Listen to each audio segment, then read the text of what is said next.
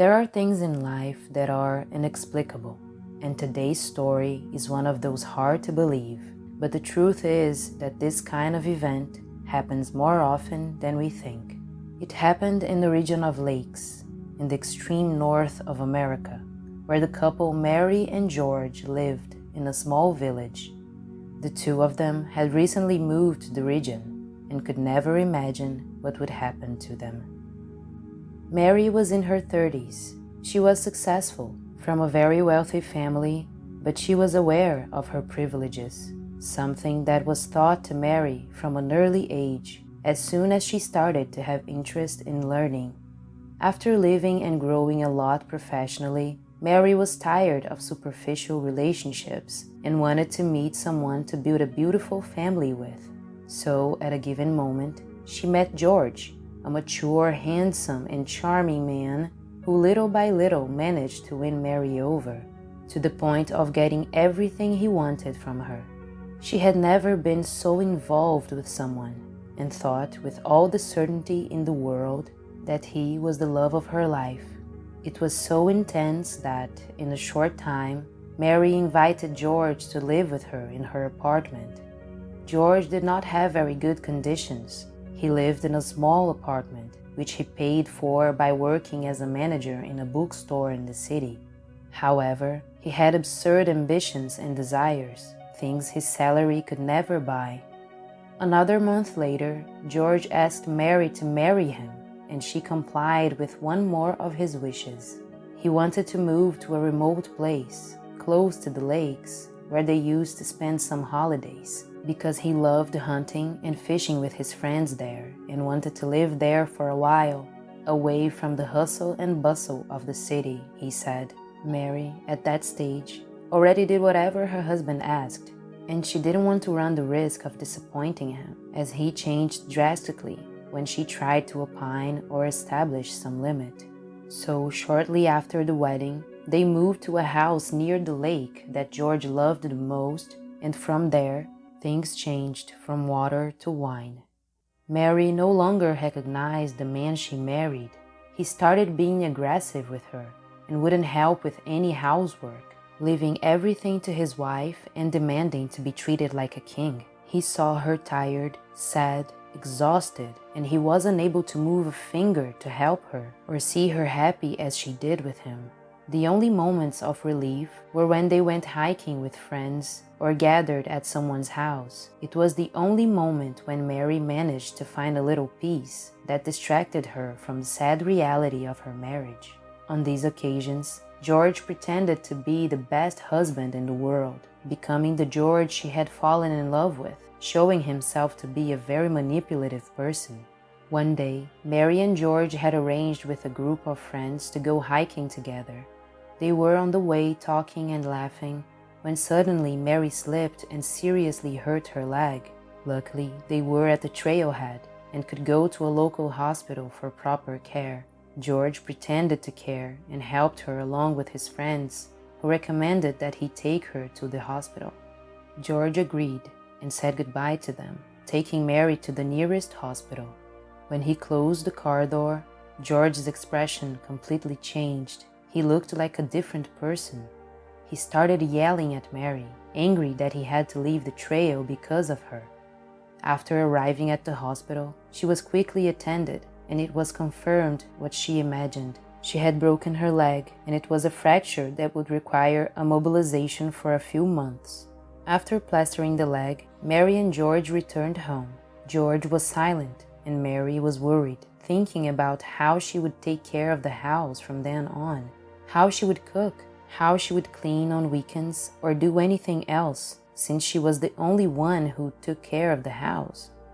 She was sure her husband wouldn't take care of her, but she didn't think he would be so lazy and selfish like he turned out to be. After a few weeks, Mary was exhausted and impatient. She began to stand for herself and not do what her husband demanded.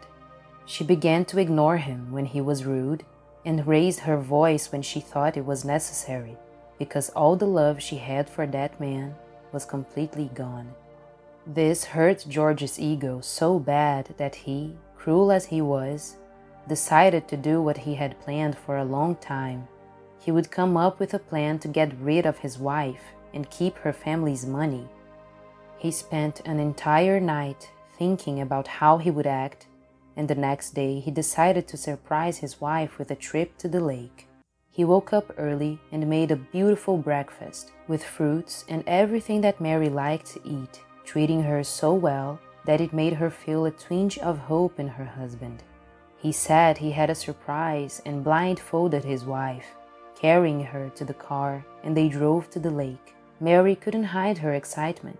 On the way, she asked her husband where he was taking her, and he avoided the conversation by making jokes and distracting her as much as possible. After just over an hour, he parked and walked with Mary for a while longer, entering a dark and deserted forest, until he suddenly pushed the woman, who fell down the hill screaming in pain. When she stopped and managed to remove the blindfold, George had already disappeared and left her alone in the middle of the forest, and now with an injured leg and arm. She looked around and had no idea where she was. She felt shivers of fear, not knowing what to do. She couldn't move properly and was starting to feel hungry. She couldn't hear the sound of water or people nearby. She could only hear the sounds of animals around her, which made her more and more distressed, as it was a region full of wild animals. She was almost passing out from hunger when she heard a noise next to her, as if something or someone was approaching. The noise was increasing until she saw a wolf approaching through the trees, increasing its speed. Without strength and badly hurt, Mary managed to get up to run with difficulty for her life. The wolf chased her for a long time until she stumbled and hit her head on a log, then passed out, listening to the wolf's howl as she lost consciousness. Shortly afterwards, Mary woke up, and when she opened her eyes, she was lying down, and next to her was a nice lady. Mary asked where she was and who was that woman. The woman introduced herself and said that she had heard the wolf's howl and found Mary unconscious in the woods. She said the wolf was a friend, and it wasn't the first time he warned when something was wrong. Her name was Carmen, and she had lived alone in the middle of the forest for years.